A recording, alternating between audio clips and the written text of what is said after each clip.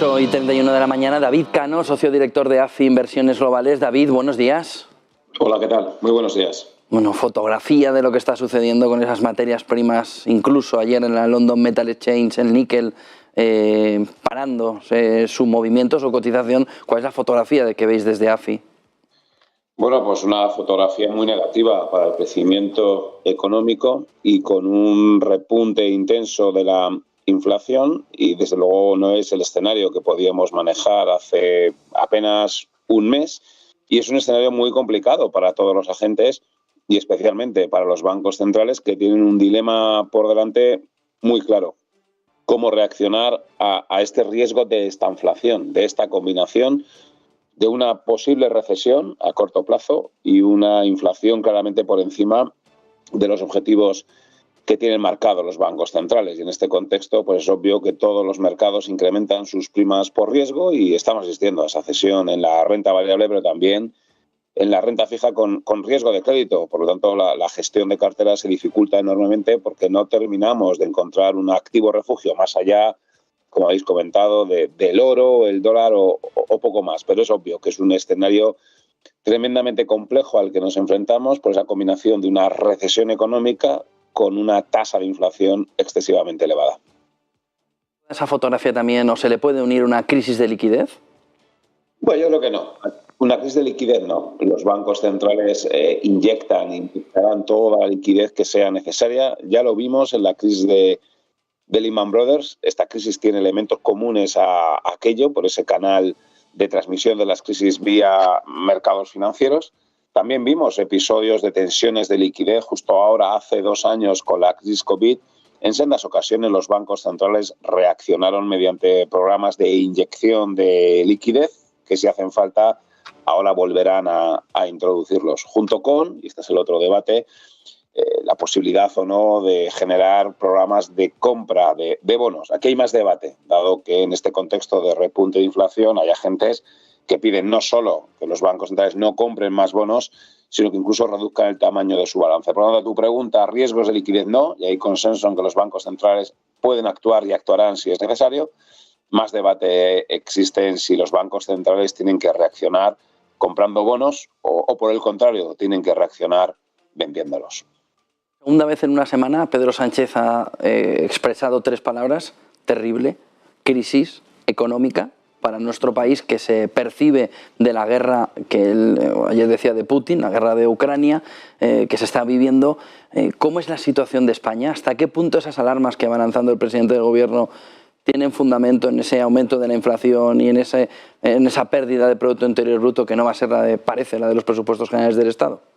Bueno, no es muy diferente a lo que puede estar pasando en el resto de países europeos. Es obvio que estamos ante un shock de oferta, ante un encarecimiento de las materias primas que se traslada hacia un encarecimiento de la electricidad, por lo tanto un deterioro de la capacidad adquisitiva, en donde evidentemente España va a sufrir previsiblemente un deterioro también del turismo, de las exportaciones. Es demasiado pronto para poder anticipar el impacto que ya vamos a tener en el PIB de la guerra, y es imposible anticipar lo que va a suceder en los próximos meses porque estará condicionado a lo que suceda en la guerra, ¿no? Por tanto, hacer cualquier ejercicio de previsión de crecimiento económico hoy está sujeto a un elevadísimo rango de variabilidad y de incertidumbre. Es imposible poder hacer previsiones, pero es obvio que todo apunta a que vamos a asistir a una caída del Producto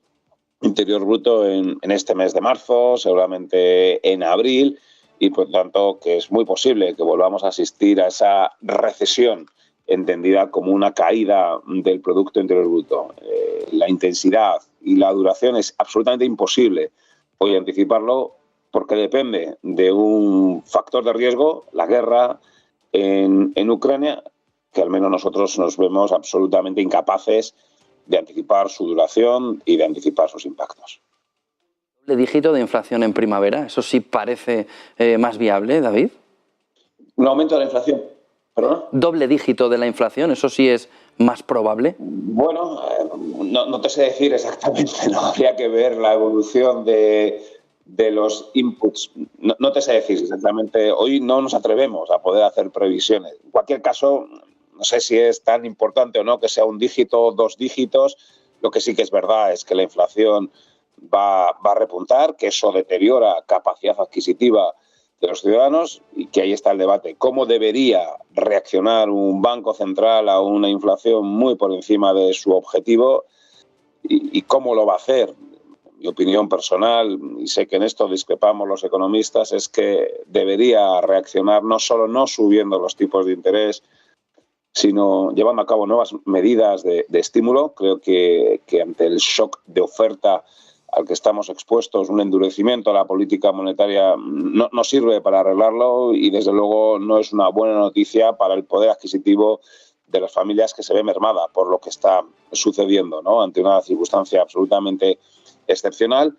Creo que la política monetaria y que la política fiscal deben otra vez volver a jugar como estímulos para el crecimiento. Pero, evidentemente, como digo, este es el gran punto: cómo van a reaccionar los bancos centrales a una inflación que va a ser alta y que va a permanecer alta no solo en este 2022, sino que mucho me temo también que en el 2023. Entiendo entre líneas que apuestas porque no haya subidas de tipos de interés en Europa, por supuesto, este 2002, y que la FED, en lugar de esas 9, 8, 7, se pueda quedar en 3 o 4 como mucho. Exacto. Nuestra opinión es que los bancos centrales deben modificar ese plan que tenían hace apenas un mes de ir normalizando su política monetaria, descartarlo en el caso del Banco Central Europeo y ralentizar mucho en el caso de la Reserva Federal de Estados Unidos, ¿no? Eso es un poco lo que nosotros consideramos hoy. Dentro de una semana o dentro de un mes, bueno, pues evidentemente, en función de cuáles hayan sido los acontecimientos, pues tendremos que modificar. La verdad es que es una verdadera pena, independientemente, es obvio, ¿no?, del impacto y de la sensación humanitaria de esta crisis. La situación de la economía hace 2 semanas era relativamente favorable. Cuando se cumplían 2 años del inicio de la pandemia, estamos asistiendo a una recuperación prácticamente completa de la crisis económica COVID. Estábamos asistiendo a una cierta reducción de esos famosos cuellos de botella que justificaban ese endurecimiento de la política monetaria, al menos en Estados Unidos, porque en Europa el ciclo no era tan dinámico. Pero bueno, esto es la economía, estos son los mercados financieros y estas son las modificaciones que se producen y a las cuales pues tenemos que ser tremendamente sensibles e ir modificando cualquier previsión y cualquier expectativa para la evolución de las variables económicas, pero también de las variables financieras. Una vez más, uno puede entender que la corrección en la renta variable ha podido ser algo excesiva, pero si alguien considera que los beneficios de las empresas pues van a caer este año a tasas del 15%, bueno, pues considerará que todavía puede haber algo más de corrección en bolsa. Digo una caída del 15% porque es el parámetro que cayeron los BPAs en el año 20, asistiendo ante el COVID. Bueno, hay quien busca paralelismos con esa situación, anticipa una caída de los beneficios por acción del 15%. Esto, sin duda, son todos los puntos a debatir, pero vuelvo a reiterar que es prácticamente imposible hoy poder hacer previsiones sobre variables económicas y, entre ellas, los beneficios empresariales, que evidentemente es el input para la renta variable, una renta variable que hoy está dirigida más por las primas por riesgo y estas evidentemente están yendo al alza que por los fundamentales. Muchísimas gracias, David Cano, socio director de AFI Inversiones Globales, por acompañarnos, por darnos esa fotografía. Buen día, David, y buen negocio. Ha sido un placer, un buen día igualmente. Hasta luego. 8:40 de la mañana, futuros en Europa un poquito por arriba ya.